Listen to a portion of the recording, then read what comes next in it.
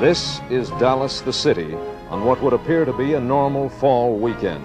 In the many parks, the leaves are falling. Christmas decorations are already up on the downtown streets, although we've yet to enjoy our Thanksgiving dinner. Football is in the air, of course. Last night, Saturday night, many Dallasites were on the town, as usual. This Sunday morning, many attended the church of their choice, as usual. A normal fall weekend for Dallas, you say? No, not quite. For the date is November 22nd, and Dallas is haunted by memories today. Memories of another weekend which began just a year ago today.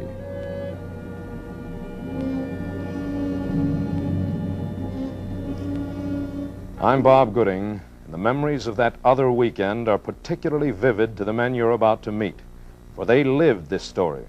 Some of the faces will be familiar, men in public life, faces from your television screen. But others will be those of WFAA executives and the cameramen, the editors, the writers of the WFAA news staff. Here at Communications Center, the newsroom is usually busy. But a year ago today, with a presidential visit, John Allen was left to make a momentous decision alone. This is the desk where I had been seated for about half an hour, working on the 1255 radio newscast. As I typed, I listened to comments on the police radio. Remarks had been made about people stepping from the curb who might move into the center of the street and block the presidential motorcade as it approached the downtown Dallas area, and policemen had been dispatched to clear the streets. And then suddenly, from the police radio, I heard this report.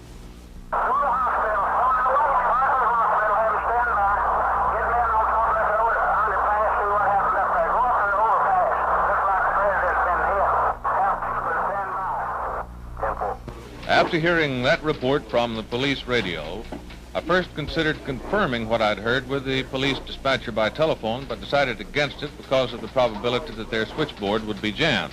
I then turned to the typewriter and quickly typed this bulletin. 3 shots were reportedly fired at the presidential motorcade at Elm and Houston as it passed through downtown Dallas. Then I turned and stepped into the news announce booth and put that bulletin on the air. The time was approximately 30 seconds past 12:30 when the bulletin was aired. And so it was that at 30 seconds past 12:30 on November 22nd, 1963, that John Allen broadcast the first word of that tragic event. Where did it all begin? Millions of words have been written on this subject. We can safely say that it began for us the night before in Fort Worth. WFAA's Fred Hatton was there then. Let's go to him there now. This is Carswell Air Force Base in Fort Worth, Texas. Carswell today is a combat-ready B-52 base of the Strategic Air Command. And it was here on that cold night of November 21st where President John F. Kennedy first arrived for a scheduled 2-day visit in the Fort Worth, Dallas area. More than 100 of the local news media, cameramen and reporters stood here inside the flight line, chafing under tight security measures taken by the Secret Service. And we complained that the president was being overly protected from the very people who would do him no physical harm. We were confined to a small roped-in area where night photography of the president from a distance would be difficult, if not. A large crowd had gathered here and had waited several hours impatiently, but not unruly, for the arrival of the president. They were very much alive that night and warmed the President and Mrs. Kennedy and were visibly pleased by the tremendous ovation given them by the crowd of several thousand persons. And after only a brief meeting with local dignitaries, the President took a radiant Jacqueline by the hand and they abandoned caution, walking directly into the welcoming arms of the multitudes. Then they were gone as the motorcade moved toward downtown Fort Worth. And so President Kennedy approached the end of a busy day in his swing through Texas, a trip which was proving most successful from both a personal and a political point of view. The destination now, Fort Worth Hotel, Texas, But here were more crowds waiting to have their look at the president and his first lady, the lovely Jacqueline Kennedy. All but lost in the crowd were Texas Governor Connally and the then Vice President Lyndon Johnson. President Kennedy did not disappoint those who waited.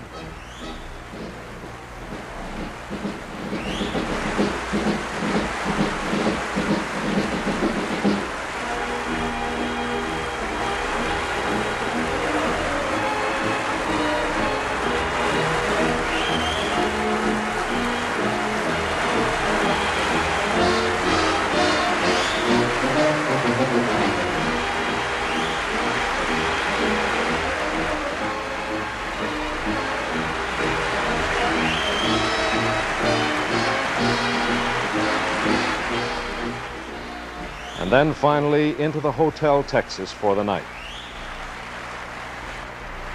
And so ended that Thursday night, November 21st, 1963.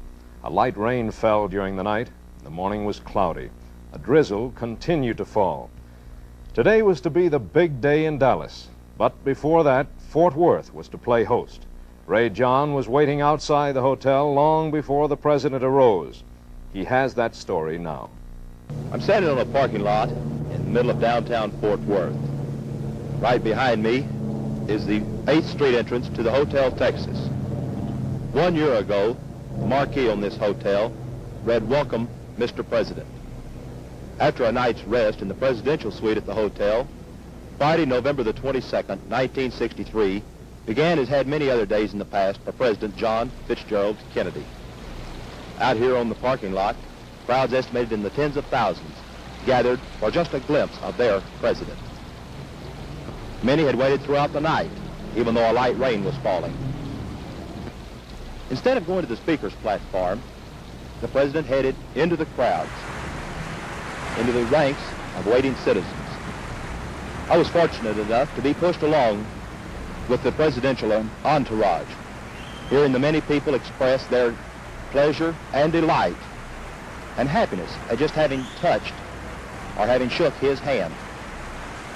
At one point, the crowds became so enthusiastic, they pushed down the restraining barriers that were holding them back. After a few minutes, the president left the crowds and went to the speaker's platform, where he delivered a short but very energetic speech. One of the members of the Kennedy presidential party on this swing through Texas was an old friend of the president, Congressman Jim Wright of Fort Worth. We asked Congressman Wright for his thoughts in retrospect.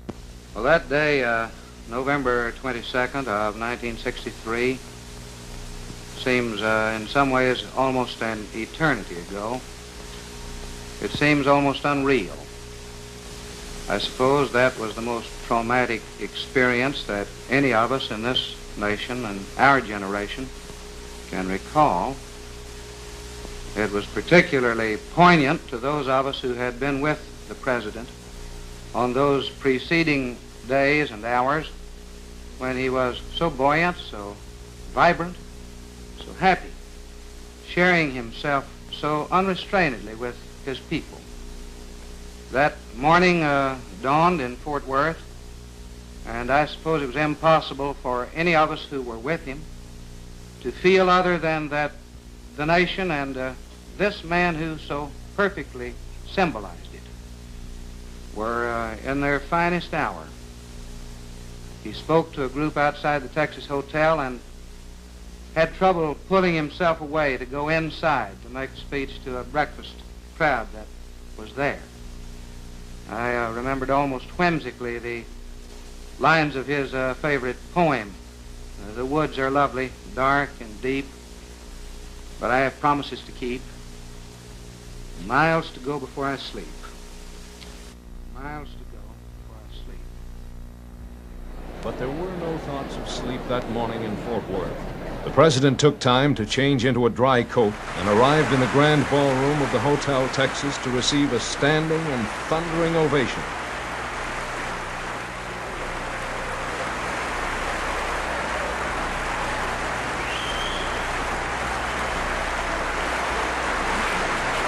Veteran reporters could recall no warmer welcome given a chief executive than these receptions in Texas. But there was something lacking: the First Lady. As the President told an intimate that morning, her entrance was deliberately delayed so that she too would have her moment in the spotlight. She could not have been disappointed, for after the suspense had been built up, the happy breakfast throng reacted to their first sight of Jacqueline Kennedy on Texas soil with the same enthusiasm they had demonstrated in welcoming the President. President Kennedy spoke of this. 2 years ago, I said that, introduced myself in Paris by saying that I was the man who had accompanied Mrs. Kennedy to Paris. I'm getting that same sensation as I travel around Texas. Then the never-ending schedule of the chief executive continued. On tap for this day, a trip to Dallas, a luncheon speech, then to Austin for a reception and speech at a Democratic fundraising dinner. From Austin, the President and Mrs. Kennedy were to be the guests of the Vice President at the LBJ Ranch. But the President of the United States is never off stage. Crowds lined the route wherever he traveled. And along with Air Force One, there was another large crowd waiting at Carswell Air Force Base. Accompanying the President to Carswell was the man who had served as Master of Ceremonies at the presidential breakfast, Fort Worth civic leader, Mr. Raymond Buck. You will never know the great sense of pride and happiness that we had in Fort Worth from the visit of President and Mrs. Kennedy, the Vice President and Mrs. Johnson. We had given the President and Mrs. Kennedy a pair of boots, Texas boots made in Fort Worth, and when we said goodbye to them at the airplane on their way to Dallas, they both said that they would be wearing those boots the next morning down on Vice President Johnson's LBJ Ranch. When the door of the airplane was closed, we felt that it was closing on one of the happiest and proudest occasions that Fort Worth had ever witnessed. And now it became the pleasant duty of Dallas to play host to the President of the United States. Presidential tours are run on a rigid time schedule. The presidential party and the Secret Service men have their own communications network, which allows them the opportunity to notify the next stop on the route when to expect the President. Allowances are made for the time spent with the crowds, such as the one at Carswell, and so the party was fairly well on schedule. The trip from Carswell to Dallas Love Field was accomplished in some 8 minutes by the flying White House Air Force One. Our video cruiser, a self-contained broadcasting plant, was waiting. Here's Bob Walker with that story. In the past year, there's been a lot of traffic here at busy Love Field in Dallas. A lot of traffic right here at the International Arrivals Gate. But I remember one morning, a year ago today, in which traffic stood still. It didn't appear to start out that way, although when I got out here at 8 o'clock in the morning, it was a dark, dreary, dismal morning. A lot of rain had been coming down, enough to make it a real nasty type day. Crowds started to form out here awaiting the President's arrival about 9 o'clock in the morning. They were all behind this fence here, out on the grounds behind the arrivals building. And as the hour grew near for the President's arrival, the crowd started to get bigger and bigger and bigger. Air Force One came down about 11:37. By that time, there were several thousand people here. There were policemen everywhere, but they had little to do, for the crowds were friendly and effectively confined behind these wire fences. These were people who had come to Love Field on what had looked to be a rainy, dismal morning for a look at their president. And many, I suspect, had come to see Jackie Kennedy. Well, finally, the moment came. The President and First Lady stepped out onto the ramp of Air Force One. I remember my first impression was of a tanned Mr. President. If you'll recall, he had just spent several days in Florida. Well, they went about the business and protocol, greeting the reception committee from Dallas. There was then Mayor Earl Cabell, Mrs. Cabell presented 24 roses to the First Lady. Eric Johnson, who was later to succeed Mr. Cabell as mayor, was a member of that committee. Dr. Lloyd Berkner, president of the Graduate Research Center of the Southwest, the host organization for the luncheon, shook hands with the president.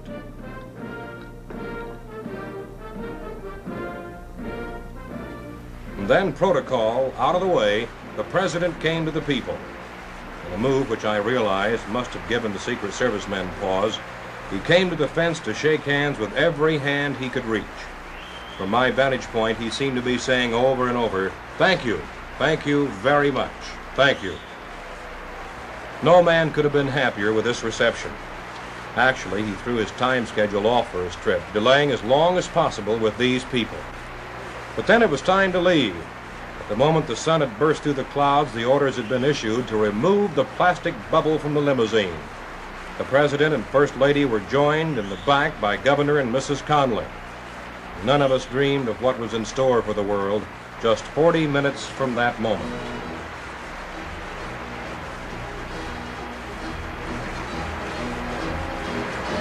As mayor of Dallas at that time, Congressman-elect Earl Cabell greeted the president on behalf of the city. We asked him for thoughts in retrospect. All of the omens that day were wonderful. Just as the President and Mrs. Kennedy stepped off of Air Force One, the sun broke through the clouds.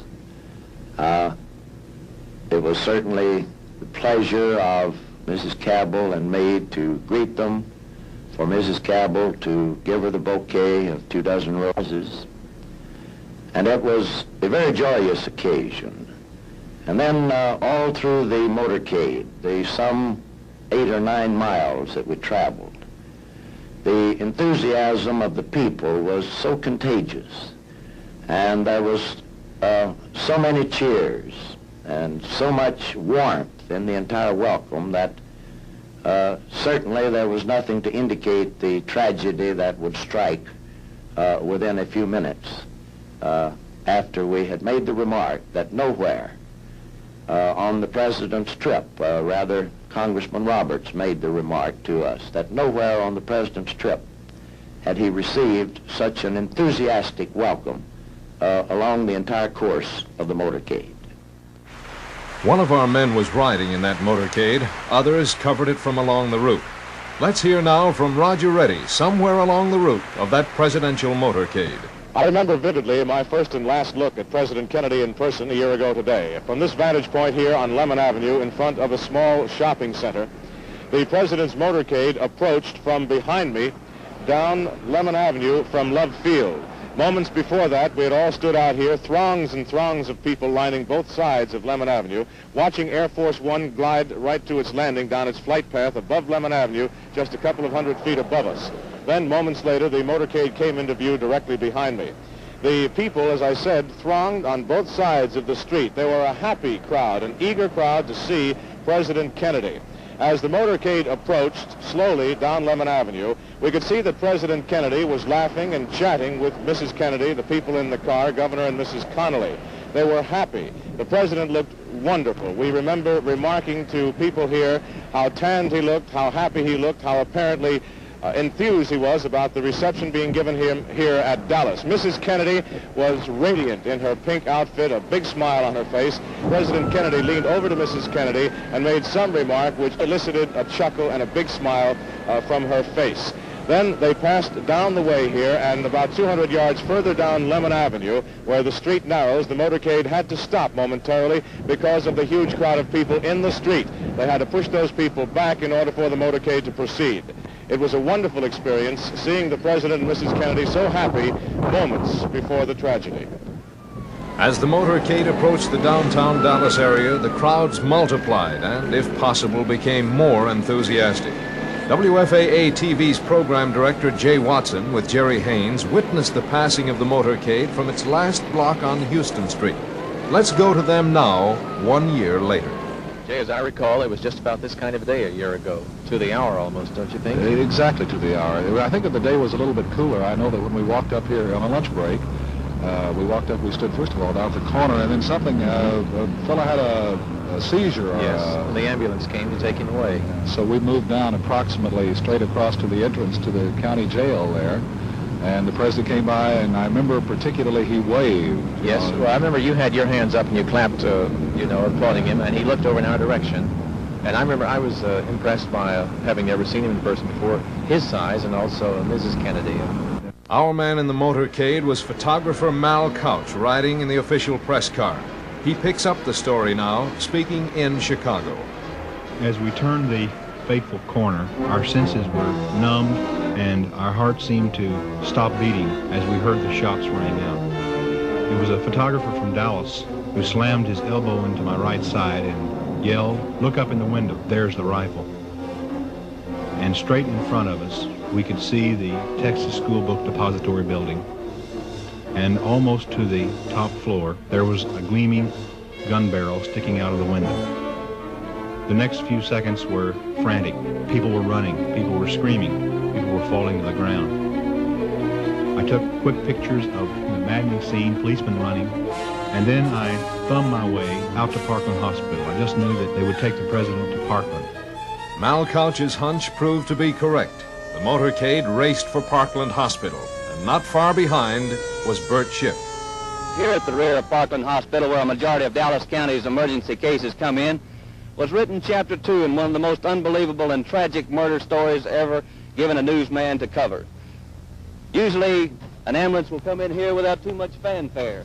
There's not much confusion right now, but this wasn't true a year ago today. I was at the Trade Mart when I learned that the presidential motorcade had passed and something had gone amiss.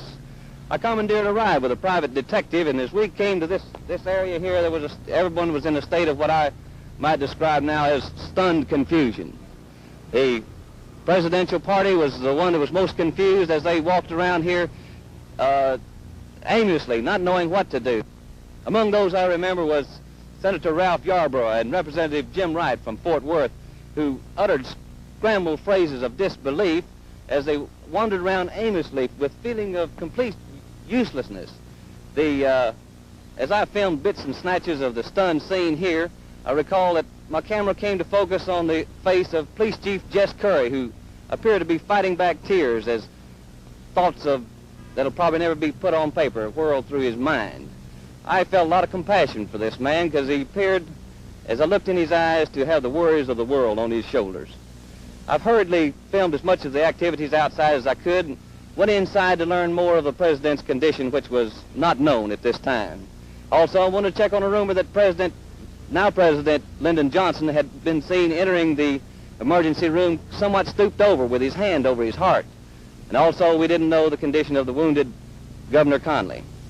When I went inside, I found lots of phones busy and reporters like Merriman Smith defending them almost with their lives. He promised me that I'd get more than the operator if I tried to take his away from him. I found one somewhere near the back part of the emergency room, and as I was calling the station, a friend of mine who was, I'll say, in a position to know, passed by, and he had the shocked look on his face, and I asked him what are the chances for the president, and he told me he had no chance at all. He had no chance at all. But only at Parkland was this known. Let us turn back the clock to the moment of the shots and pick up the story of Jay Watson and Jerry Haynes.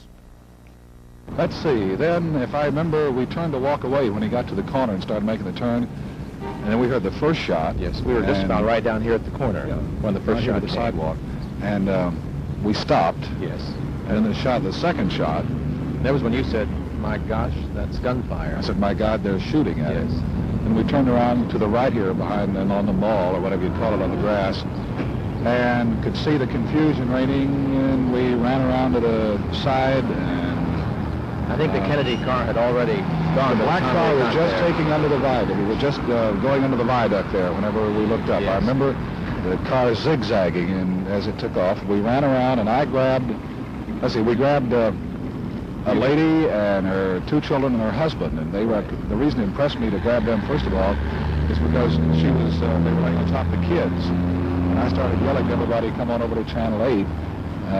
And I had run back. You went back to the station to get the crew ready, and I took the lady and we commandeered a car right here on the corner. There were two traveling salesmen there, and the back of their car had a multitude of things in it, and I pushed the people in and said to them, the president has been shot, take us to Channel 8, and he did. He wheeled around over there, got into the station, and you had part of the crew set up, but we couldn't convince, an interesting thing, and we couldn't convince our crew that the president had been shot. Well, we had known it had happened, and I checked the United Press and Associated Press wires, and it was interesting, when you are there when it happens, how little the rest of the world knows that you must begin the information. That's right. Even though it's, well, let's see, this is the first time we've been back down here. Yes, it sure since is. A year ago today, but I go this way every time as I go home from work, and it's still like that day at given times, according, I guess, to what kind of mood I'm in. But anyway, we got back to the station, and the lady, we went on the air as soon as we could with the interview with her as an eyewitness.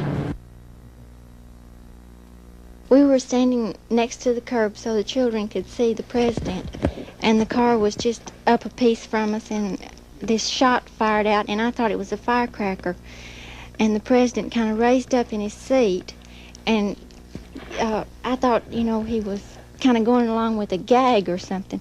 And then all of a sudden this next one popped, and Governor Conley grabbed his stomach and kind of laid over to the side.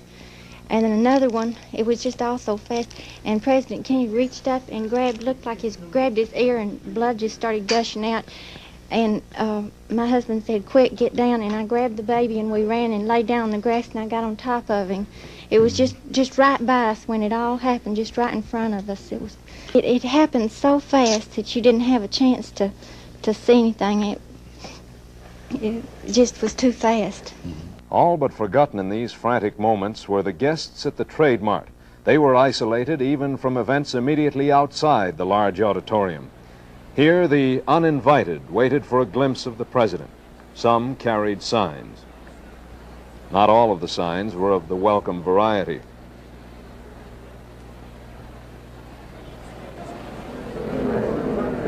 In fact, police hustled several such pickets away from the vicinity. Travis Lynn was inside then. Let's go to him there now. A year ago, 2,500 people were here in the Trade Mart, rather excitedly awaiting the arrival of President Kennedy.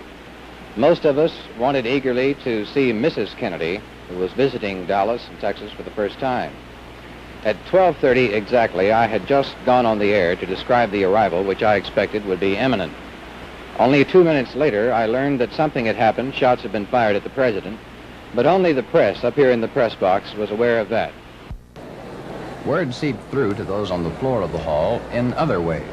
WFAA's general manager, Mike Shapiro, and television manager Ed Pfeiffer were among the invited guests that day. They're here now. It was an exciting day, Mike. I recall the mood of all of the people around us as we sat here at the Trade Mart, a mood of anticipation, of excitement. Well, this was certainly true, and I think there was a little excitement to get the thing underway when all the tables had been served the salad. I think we were debating as to whether to start or not. When I noticed this group about over in this section, over in here, of some of the arrangements committee, if you remember, Ed, and I was curious as to what was going on. I went up and talked to them, and I had heard for the first time that our president had been shot. It was completely in disbelief and in shock. I thought they were being very crude and joking way, and I found out it was serious. And if you remember, I came back to the table and told you. I recall one thing in particular. You're indicating to me that there was a rumor concerning the shooting of a president, or of the president. And then it struck me, as it probably struck you, well, if the president had in fact experienced such a thing, that it would hardly be something that we could keep a secret for very long. Well, we couldn't keep it a secret. As I say, I think it was total disbelief on both of our parts. But after we saw some of the Secret Service men running down the side of the Trade Mart here, it automatically hit both of us, I think, at the same time, that we're in the communications business and we better get back to the station. Yes, I recall in particular the moment, and the moment seemed to go so fast at that particular point, when suddenly I looked around and there were ladies at the next table who were in tears, a a matter of grave concern on most of the men's faces, and it struck me that it must have some... And after we had dashed from the tables along the side, we saw some of the waiters with a transistor radio, and we heard it on the radio for the first time. We dashed out to my car, we turned on our radio to listen to the station, and we were getting the reports, and we still didn't believe it.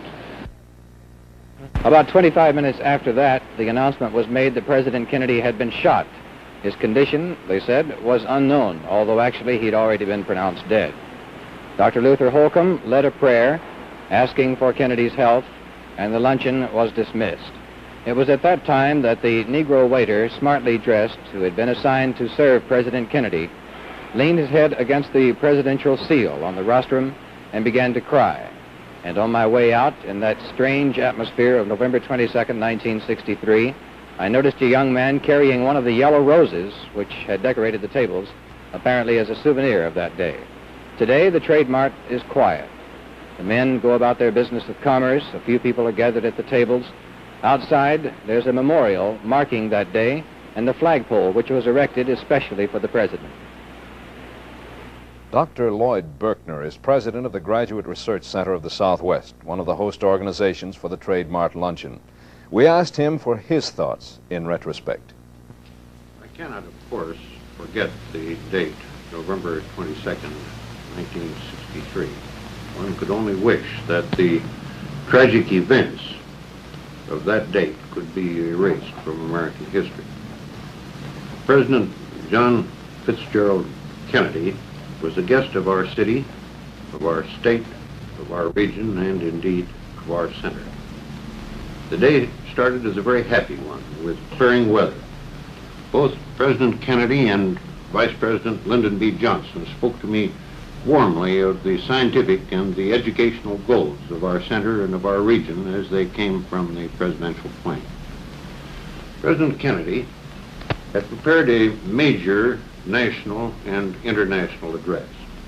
His first words were to have been about the Graduate Research Center and its place in the development of the social fabric of our nation. And I would record his never-spoken words. He said, and I quote, "It is not a coincidence that those communities possessing the best in research and graduate facilities tend to attract new and growing industries. I congratulate those of you here in Dallas who have recognized these basic facts through the creation of the unique and forward-looking Graduate Research Center." President Kennedy went on to say the link between the leadership and learning is not only essential at the community level, it is even more indispensable in world affairs. Ignorance and misinformation can handicap the progress of a city or of a company, but they can, if allowed to prevail in foreign policy, handicap this country's security. In a world of complex and continuing problems, in a world full of frustrations and irritations, America's leadership must be guided by the lights of learning and reason. Thank you, Dr. Berkner. And now, once again, let's toy with time. Let's set the clock back once more to that fateful minute of 12:30 in the afternoon. The scene of the assassination was still in a state of shock. Some individuals verged on panic.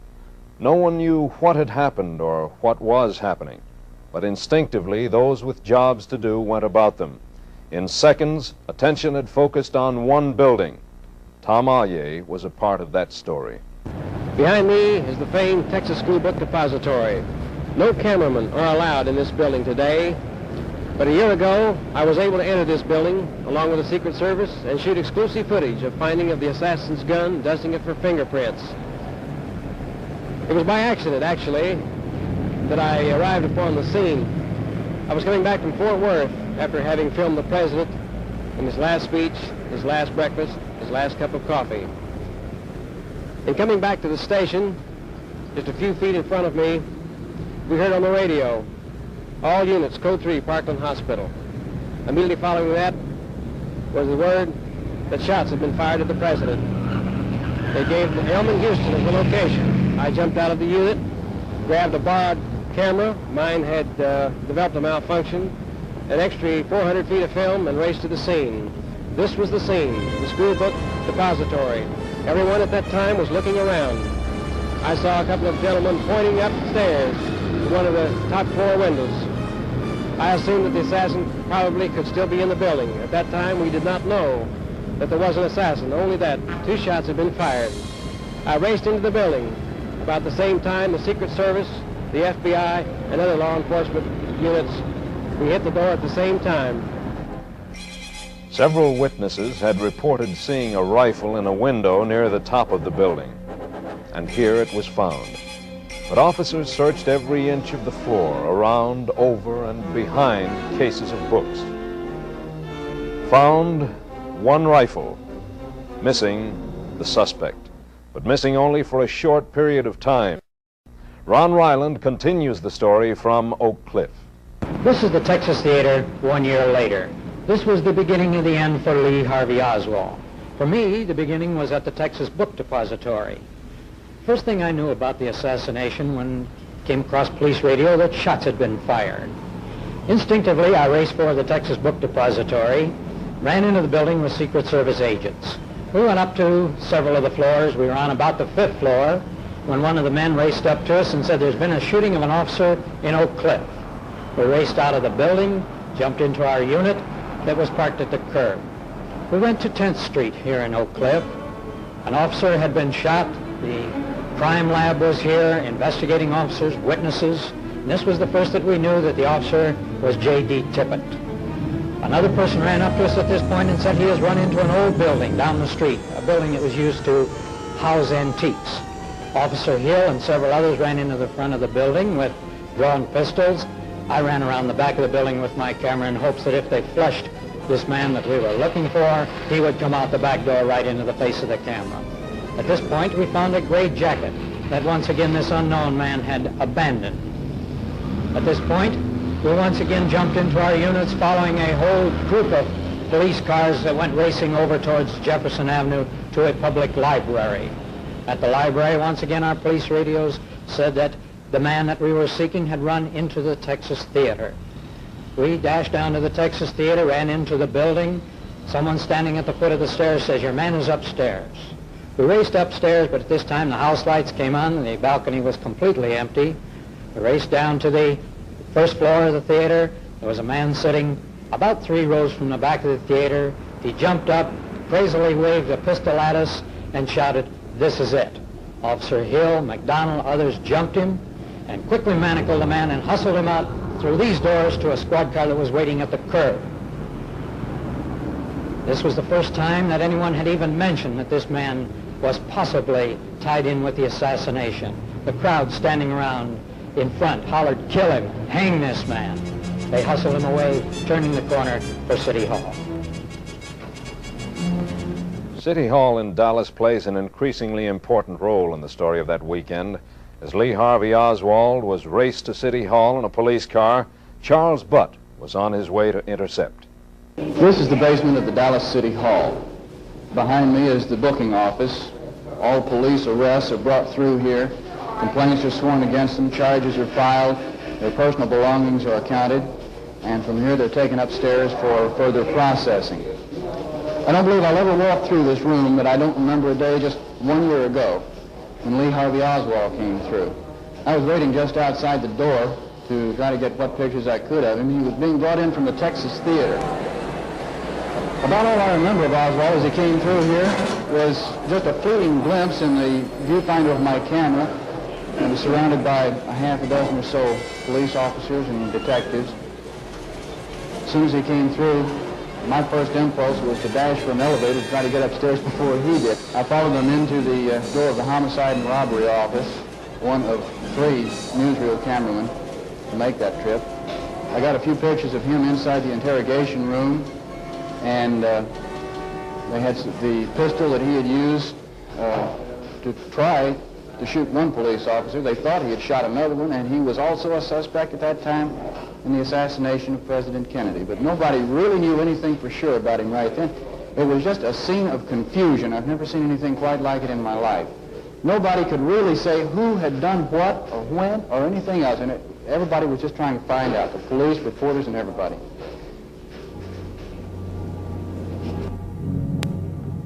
Meanwhile, at Parkland Hospital, the dreaded word came. The president was pronounced dead at 1 p.m. At that moment, our video cruiser was on its way to Parkland Hospital. And for that story, here is WFAA production manager Jim Pratt with chief announcer Ed Hogan. After the president left on his motorcade, Ed, we went off to lunch, and it was at lunch that we got the word that the president was shot. And I remember running back to the cruiser, and we were trying to find out what to do, and decided to go over to Parkland Hospital where they'd taken the president's body. And getting into the hospital was something else again, because I recall there were a lot of people standing around, and there were a lot of cars. A few hundred. Yeah, quite a lot of people. And I asked the policeman if we could drive in, and he says there's no place to park. And I said, well, if I can find a place to park, can I get in? And he said, by all means. So we drove right over the curb and onto the grass and parked right next to a keep off the grass sign. And it was shortly after that that you came along, and I was happy to see you, because we just had an instance where the hearse had driven by with the president's body. Which no one was sure of at that point, I believe. That's true. Still didn't really know. And then I'm sure you won't ever forget some of the expressions on faces, really expressionless faces, of people standing there, and actually not spectators or curiosity seekers, but people simply coming there to pay homage and last respects to their president. That's true. And then, of course, later we went to, we got a lot of interviews here at the hospital, I recall, with the doctors and such. Right, After had a that, we press conference. We went to the city hall and spent a few days, didn't we, Ed? We certainly did, Jim. Some of the longest days, I guess, of our lifetime. I suppose. I hope that it never reoccurs. And I do remember, Jim, that the gasoline serviceman that came up just to go along with how people were just walking around kind of in a daze, and he filled up the cruiser here with gasoline and filled it up a little bit too much, and gasoline was running down the curb, and people were walking by, and we were a little alerted then. We had to call out the fire department to get them to come out and wash down the street. I found one thing, Ed, finding now that as emotional as we are, I think that's as close as I ever want to get to history. How about you? Me too, Jim. When the death of President Kennedy was officially announced, Lyndon Johnson was smuggled out of Parkland Hospital toward an unknown destination by the Secret Service.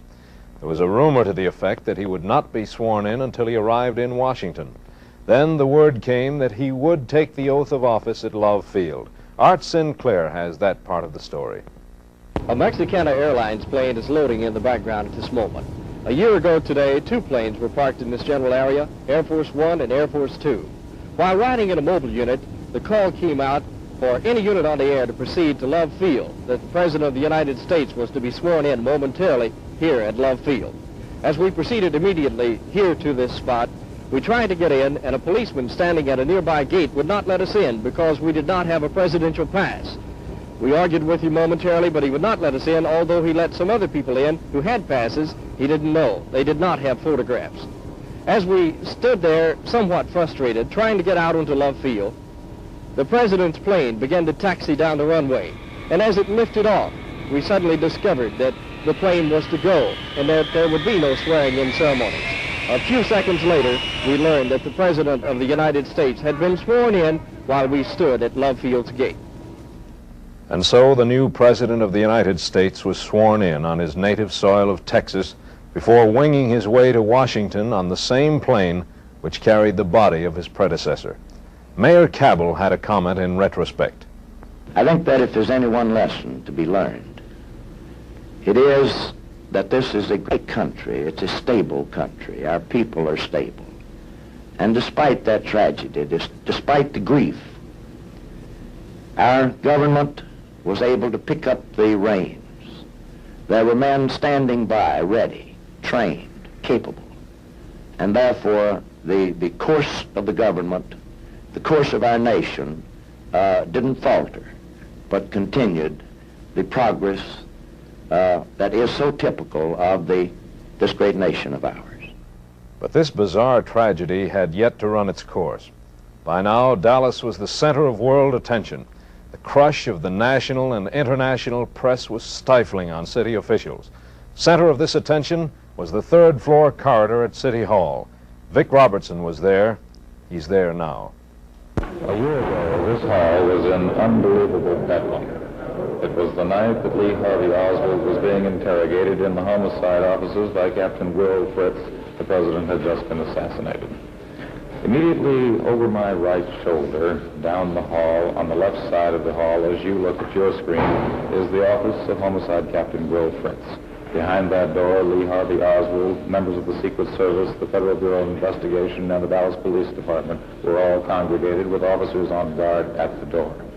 Now, further on down the hall on the other side of the water cooler is the door to the elevator which leads upstairs to the jail. Oswald made several trips back and forth down that short, expansive hall, but it was a very difficult passage because this hall at that particular time was jammed almost solid with human bodies, most of whom were reporters, but included occasionally Jack Ruby, the man who was in turn to kill Lee Harvey Oswald. Yes, even Jack Ruby.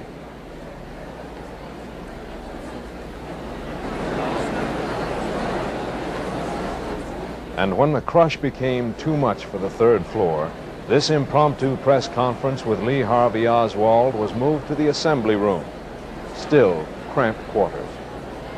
A defiant Lee Oswald went to bed that night, with the press corps believing that he'd be transferred to the county jail on Saturday. WFAA radio news director Tom Perriman waited there.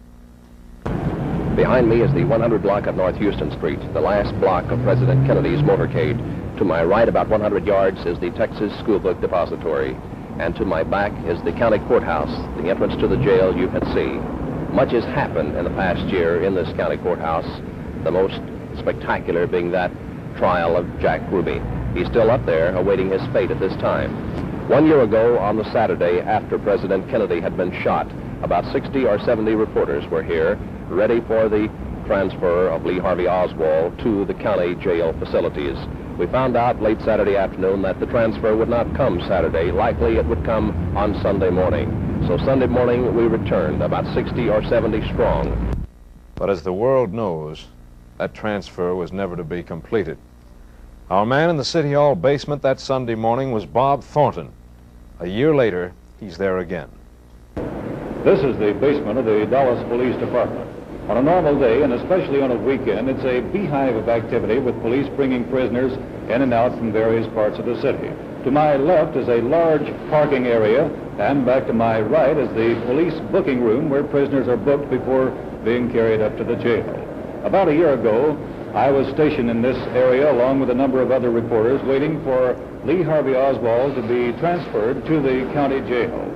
I remember there was quite a bit of hustle and bustle of activity as police moved about in the area checking security. I myself had walked in earlier without an ID card, but I think that's possibly because I had been in the police station numerous times throughout the weekend. But I did mention to another reporter that it would be easy for someone to slip into the basement, and he said no, that he didn't think there was a chance with the extra security precautions.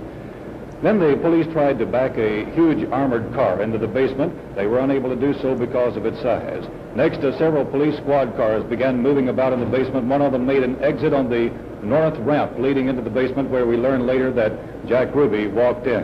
Another one positioned itself behind the armored car. And a last-minute television camera was rolled into place. The reporters were asked to stand to the far side of the ramp to give the police room to maneuver. I positioned myself in an area where Oswald would have to pass by, and I had hoped to get a statement from him. But that was not to be. We know now that every foot down the elevator shaft, every foot across the police booking room that Lee Harvey Oswald moved would lead him closer to his death.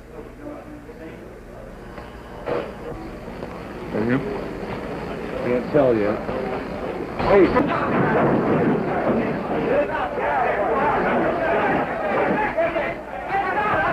Lee Harvey Oswald was mortally wounded as he lay in the police booking office. Police quickly hustled Jack Ruby, the man who fired the shot, into the jail elevator. An ambulance was summoned from outside. And at the county courthouse, Tom Perriman waited in vain. On Sunday morning, we finally got word that a shooting had occurred at City Hall. Oswald had been shot. All the reporters seemed to bolt at the same time for their cars nearby. The people across the street, about 1,000 of them, got the word a few seconds later. And as they got that word, we heard a cheer go up in the background as we drove off.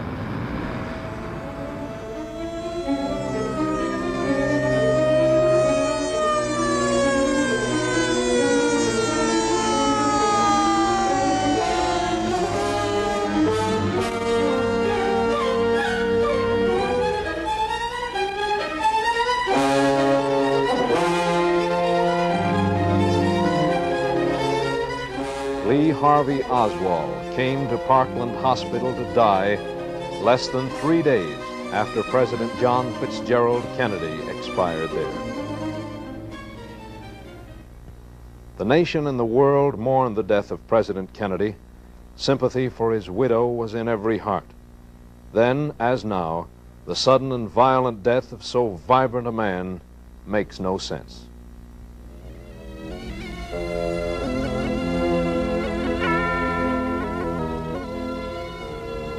The man who died, and in doing so made possible the quick apprehension of the assassin, was mourned throughout the land also. Patrolman J.D. Tippit, who died bravely in the line of duty.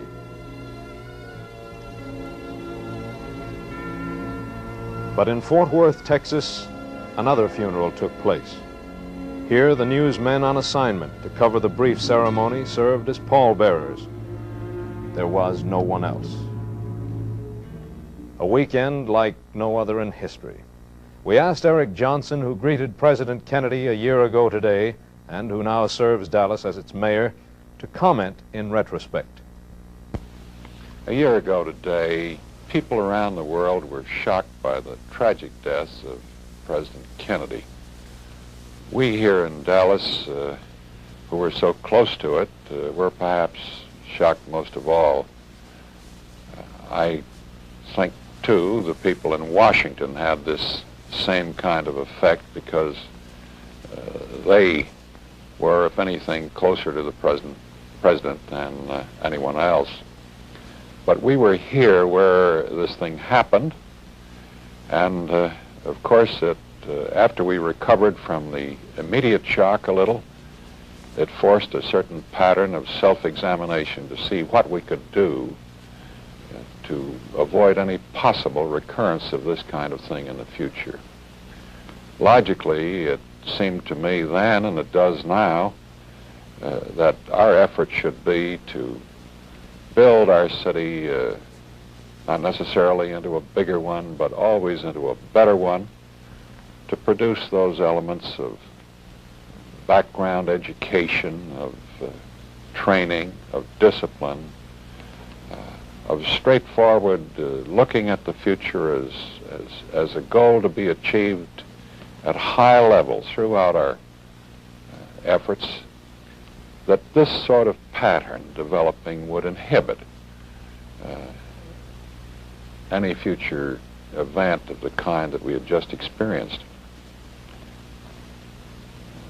Certainly, in retrospect, we know that the event was not one that was in any way connected with Dallas and its atmosphere. It was the act of one who had not lived here but had moved in to take a very humble job for some 2 months prior to November 22nd. He was a known communist and one who obviously had a warped mind. And Dallas isn't like that. People here have balance, and they are the kind of folks who raise families, want them to have better opportunities, all those things that American families consider to be a better way of life and a broad concept of what better people should be.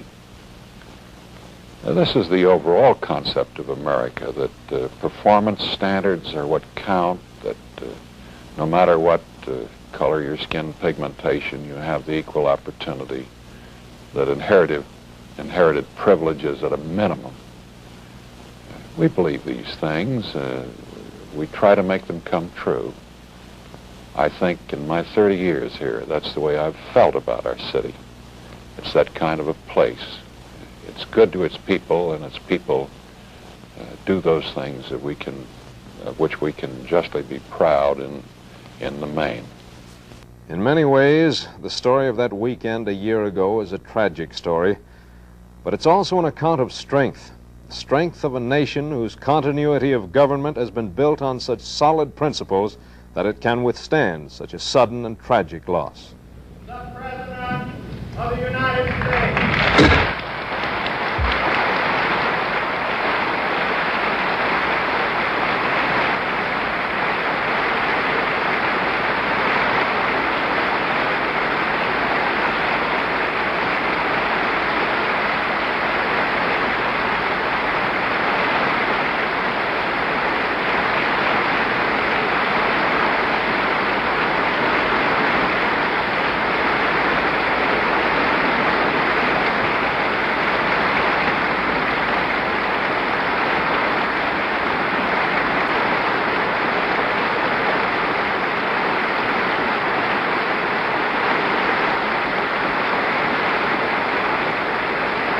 Mr. Speaker,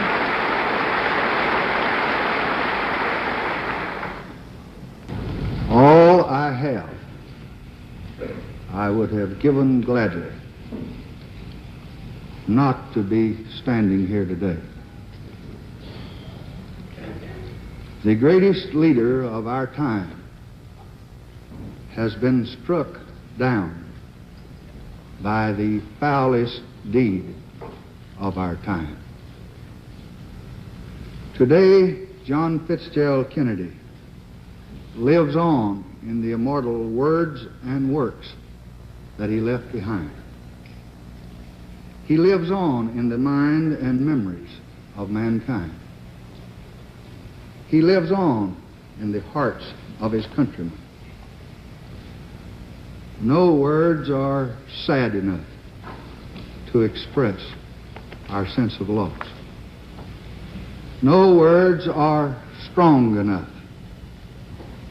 to express our determination to continue the forward thrust of America that he began.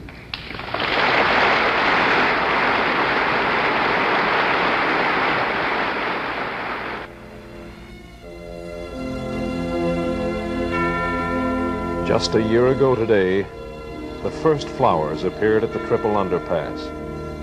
Today, those flowers still appear. A symbol of remembrance for a President of the United States who, too young to die, nevertheless died here just a year ago today. The story you've just seen is not one written in the many books that have been published. It's a story that's been told by the men who lived it. Nowhere are the memories of that fateful weekend more vivid or more poignant than in the minds of the newsmen who pulled themselves out of the shock of a major tragedy to supply the world with the news. Just a year ago today.